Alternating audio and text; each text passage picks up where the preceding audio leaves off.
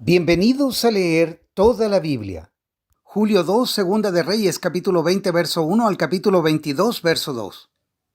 Por ese tiempo Ezequías se enfermó gravemente y el profeta Isaías, hijo de Amós, fue a visitarlo. Le dio al rey el siguiente mensaje. Esto dice el Señor: pon tus asuntos en orden porque vas a morir.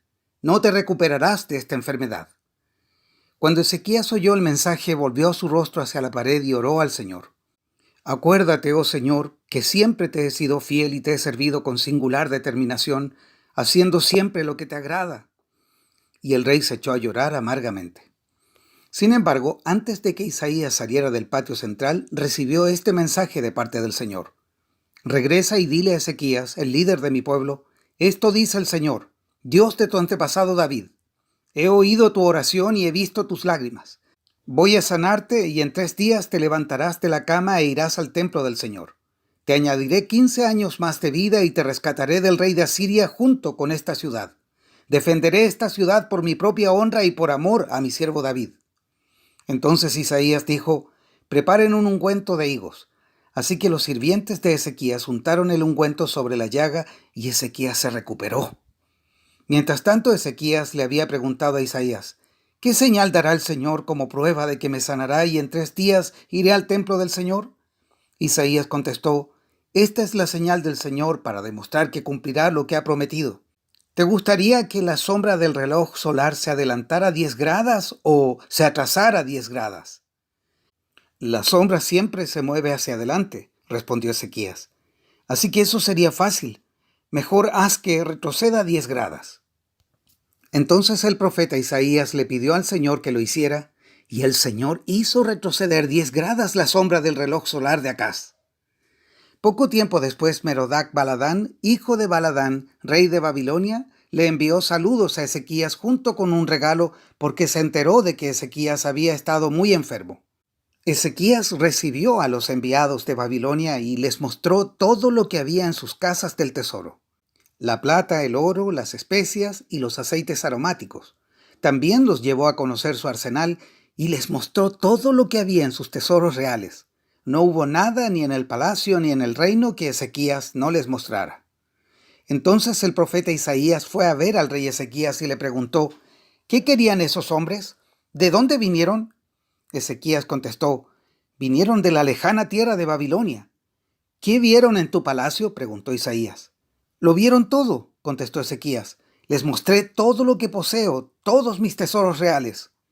Entonces Isaías dijo a Ezequías: escucha este mensaje del Señor. Se acerca el tiempo cuando todo lo que hay en tu palacio, todos los tesoros que tus antepasados han acumulado hasta ahora, será llevado a Babilonia. No quedará nada, dice el Señor. Algunos de tus hijos serán llevados al destierro, los harán eunucos que servirán en el palacio del rey de Babilonia. Entonces Ezequías dijo a Isaías: este mensaje que me has dado de parte del Señor es bueno. Pues el rey pensaba: por lo menos habrá paz y seguridad mientras yo viva. Los demás acontecimientos del reinado de Ezequías, entre ellos el alcance de su poder y cómo construyó un estanque y cavó un túnel para llevar agua a la ciudad, están registrados en el libro de la historia de los reyes de Judá.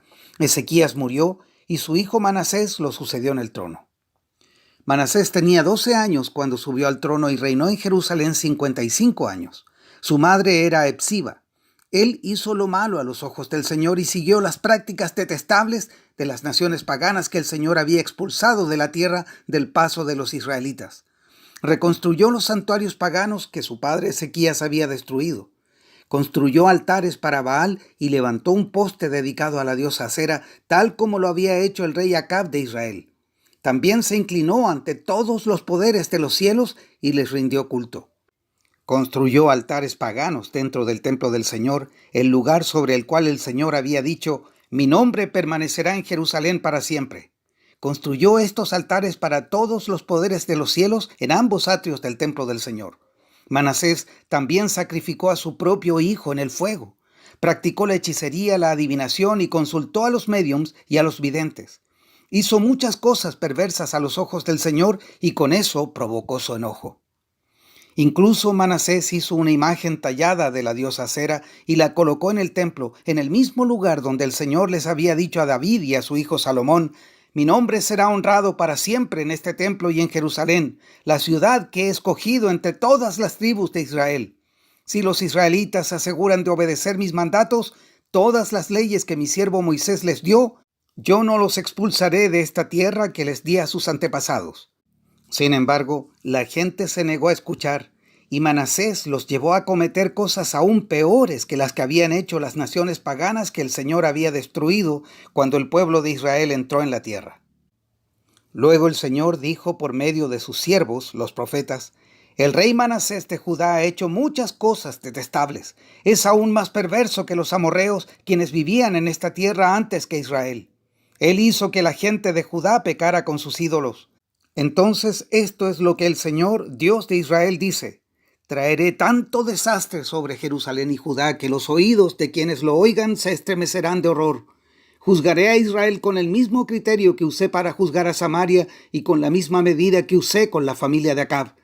Barreré por completo a la gente de Jerusalén como cuando uno limpia un plato y lo pone boca abajo.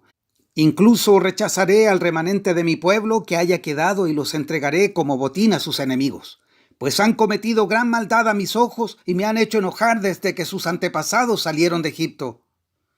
Manasés también asesinó a mucha gente inocente, a tal punto que Jerusalén se llenó de sangre inocente de un extremo a otro. Eso fue además del pecado que hizo cometer a los habitantes de Judá al inducirlos a hacer lo malo a los ojos del Señor. Los demás acontecimientos del reinado de Manasés y todo lo que él hizo, entre ellos los pecados que cometió, están registrados en el libro de la historia de los reyes de Judá. Cuando Manasés murió, lo enterraron en un jardín del palacio, el jardín de Uza. Luego su hijo Amón lo sucedió en el trono. Amón tenía 22 años cuando subió al trono y reinó en Jerusalén 2 años. Su madre se llamaba Mesulemet y era hija de Haruz de Jotba. Él hizo lo malo a los ojos del Señor, tal como su padre Manasés. Siguió el ejemplo de su padre al rendirles culto a los mismos ídolos que su padre había venerado. Abandonó al Señor, Dios de sus antepasados, y se negó a andar en los caminos del Señor. Tiempo después, los propios funcionarios de Amón conspiraron contra él y lo asesinaron en su palacio. Pero los habitantes del reino mataron a todos los que habían conspirado contra el rey Amón y luego proclamaron rey a su hijo Josías. Los demás acontecimientos del reinado de Amón y lo que hizo están registrados en el libro de la historia de los reyes de Judá.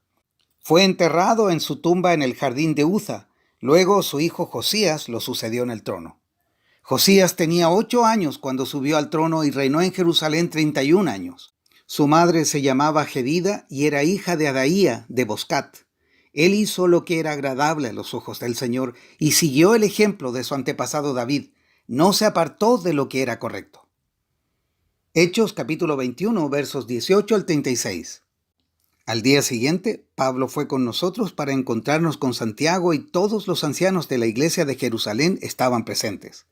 Después de saludarlos, Pablo dio un informe detallado de las cosas que Dios había realizado entre los gentiles mediante su ministerio. Después de oírlo, alabaron a Dios. Luego dijeron: tú sabes, querido hermano, cuántos miles de judíos también han creído y todos ellos siguen muy en serio la ley de Moisés. Pero se les ha dicho a los creyentes judíos de aquí, de Jerusalén, que tú enseñas a todos los judíos que viven entre los gentiles que abandonen la ley de Moisés. Ellos han oído que les enseñas que no circunciden a sus hijos ni que practiquen otras costumbres judías. ¿Qué debemos hacer? Seguramente se van a enterar de tu llegada. Queremos que hagas lo siguiente. Hay entre nosotros 4 hombres que han cumplido su voto. Acompáñalos al templo y participa con ellos en la ceremonia de purificación y paga tú los gastos para que se rapen la cabeza según el ritual judío. Entonces todos sabrán que los rumores son falsos y que tú mismo cumples las leyes judías.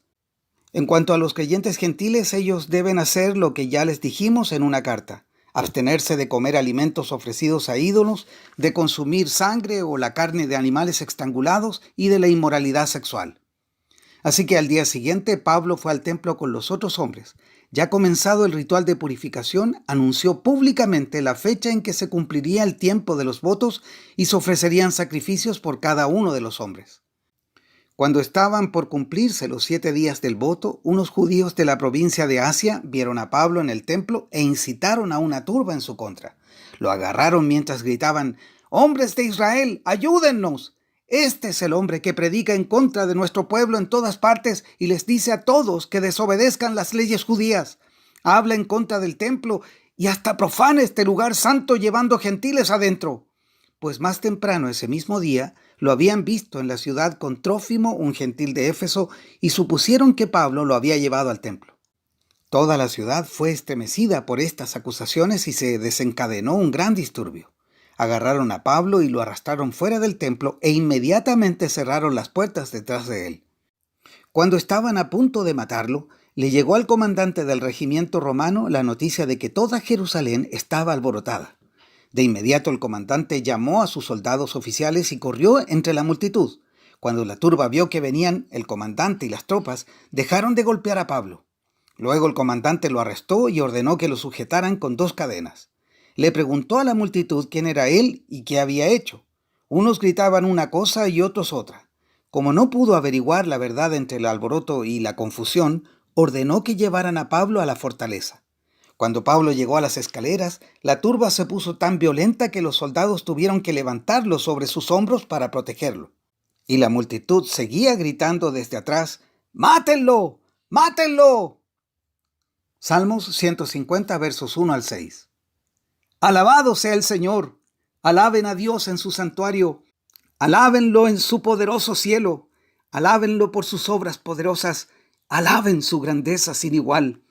Alábenlo con un fuerte toque de cuerno de carnero. Alábenlo con la lira y el arpa. Alábenlo con panderetas y danzas. Alábenlo con instrumentos de cuerda y con flautas. Alábenlo con el sonido de los címbalos. Alábenlo con címbalos fuertes y resonantes. Que todo lo que respira cante alabanzas al Señor. Alabado sea el Señor. Proverbios 18, versos 9 al 10. El perezoso es tan malo como el que destruye cosas. El nombre del Señor es una fortaleza firme. Los justos corren a él y quedan a salvo. Hasta aquí la lectura de hoy.